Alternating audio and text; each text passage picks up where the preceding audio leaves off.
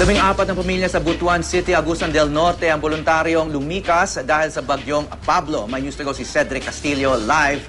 Cedric. Bahagya pa lang naman pero simula kanina ay nagsimula na rin natin maramdaman itong bahagyang pag-ihip ng hangin dito sa may Butuan City. Pero simula kanina madaling araw ay napansin natin na madilim na itong papawirin hanggang sa mga sandaling ito at may bahagya na rin pabugso-bugso o kalat-kalat ang pagbuhos ng ulan. Mula naman na kagabi ay nakaantabi na itong rescue teams dito sa command center sa Butuan City Hall kung sakali man daw na may mga ilangan ng rescue. Isa pa sa mga binabantayan Kara ngayon ay yung mga creek at iba pa mga water conduits mula sa Agusan River. Normal pa naman daw ang level sa kanilang mga flood gauge na 0.8 meter. Malayo pa ito sa 2 meter level kung saan idedeklara na ang warning o ang alert level 1 pag na-reach na yung level na yan.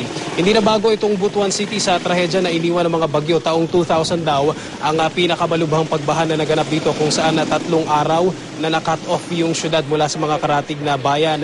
At sakali man daw na hindi hagupitin ng bagyong Pablo ang Butuan City gaya ng nararanasan natin ngayon ay hindi pa rin daw dito magtatapos yung pag-aalala dito ng mga tagalunsod.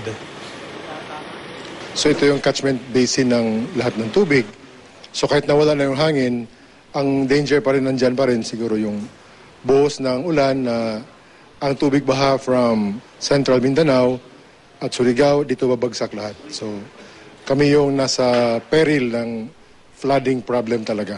So, Howie, gaya nga nung nabanggit mo sa update ng CDR, RMO, 14 families yung kasalukuyang o inilikas bilang preemptive measure sakaling lumakas pa nga itong pagbuhos na pag-uulan at karamihan sa kanila ay nasa may Agusan National High School sa ngayon at nananatili pa rin suspendido yung klase sa lahat ng antas at maging ang mga government offices dito sa may Butuan City. Balik mo na sa inyo, Howie.